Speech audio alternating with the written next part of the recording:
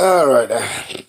I don't know if any of you know about red lines. It's the gray zone is the red line. It's connected uh, with Max Blumenthal, Aaron Mate. Uh, there's also a connection with the Intercept and and uh, and other.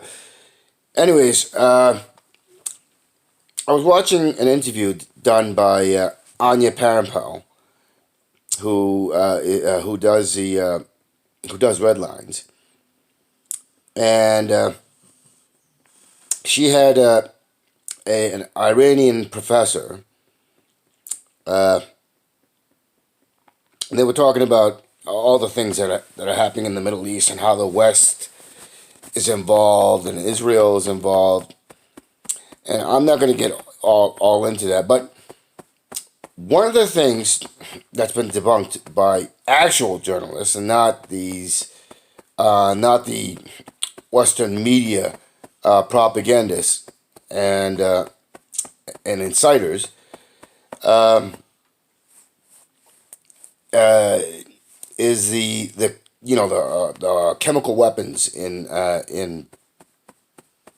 Syria, just like they had it in Iraq, weapons of destruction, which did not exist. So the chemical weapon attacks that supposedly Assad had done to gas his own people, that was that's been found by real journalists to be complete crap. But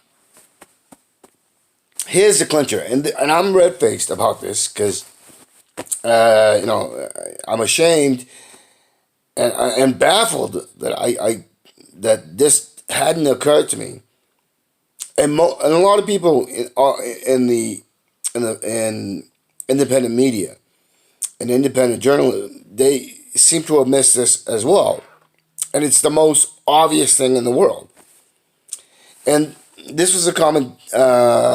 This was a comment made by the Iranian professor at almost the very end of the 56 plus minute interview. Is that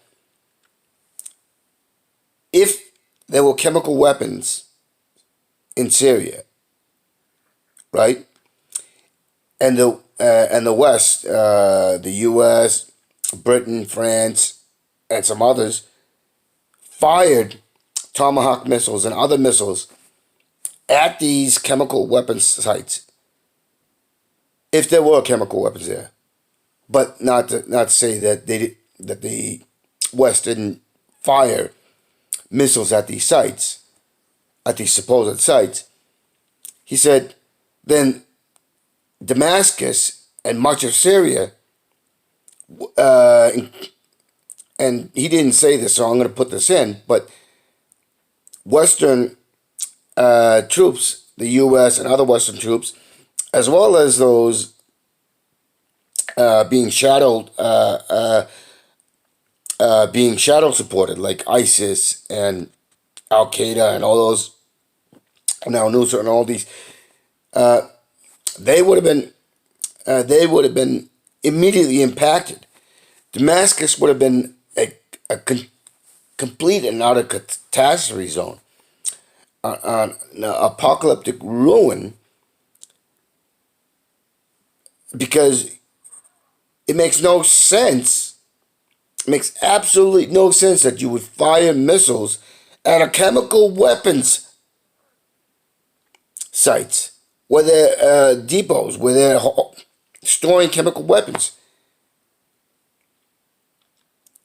And if you could think logically, you understand that. Like, take for instance, there's been quite a few reports with video and everything else of oil refineries, chemical refineries, uh, and in the United States that have and then you also have the nuclear plants that have melted down. So there's plenty of reports showing that an explosion, especially, like considering that you at an oil refinery or a chemical refinery, and you hear from these reports about about all the toxic uh, all the toxic stuff that have escaped because of explosions or the release of radiation and others from nuclear plant meltdowns, such as Fukushima recently, the Fukushima ones. It was like, so it makes no sense that you would fire weapons at a chemical weapons depot, because you would basically be opening up, basically you'd be opening up a can of worms, and you'd be spreading all the toxins, all the chemical toxins, and into the environment, and you would absolutely devastate the population, the life, all things living there. You would just absolutely demolish them.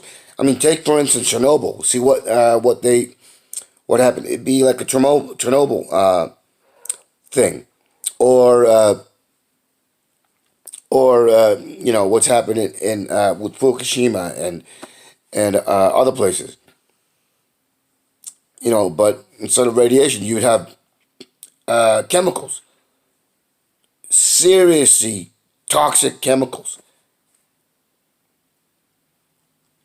And chemicals, once released in the air, they don't, or into the ground, do not uh, do not stand still. So, anyways, I'm scratching myself and thinking, how the hell did I miss that? It's just common sense. So that gives credence to the complete bullshit of chemical weapons in Syria. But let's say hypothetically that there were, then you'd be completely megalomaniacal, and you'd be the worst sort of monsters to do that.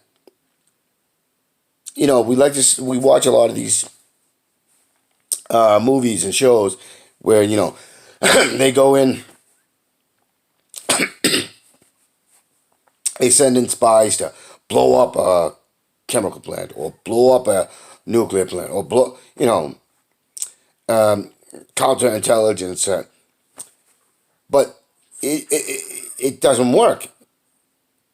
It doesn't work. You can't. There is no such thing as fighting fire with fire. If you have a fire, you certainly don't put a flamethrower to it.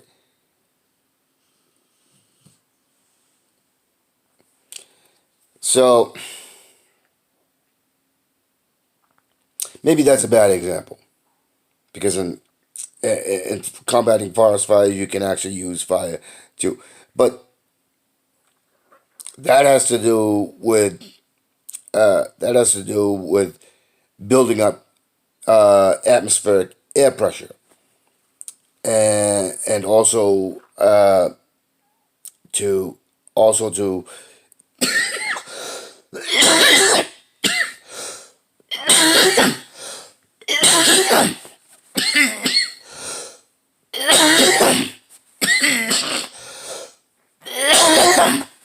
also to consume, and excuse me, also to consume oxygen and change direction of air, and so on and so forth. But that's completely different from blowing the shit up. That just doesn't work. So, anyways, as I said, I'm embarrassed that I this simple, obvious thing didn't occur to me. Oh, and by the way, I'm not coughing because of the coronavirus. Interestingly enough, I had a woman ask me at a grocery store that if I had a cold, and I told her no, it's chronic congestion exacerbated by my smoking. Uh, Interestingly enough, when I asked her if uh, if she asked this to everybody or somebody just that looks like me, and considering the fact that uh, there were two people, person, two customer, anyways, I was third in line, and the first one, the third first one there was a white person, and they ended up coughing. She didn't ask that, but she asked of me. So um, I find that I find her retort kind of false. No, it's a lie, basically. Uh, so, anyways, that's I'm getting off the subject. But anyways, uh, yeah, think about it. You don't blow up a chemical site. Uh, you know, that's it. All right, thanks.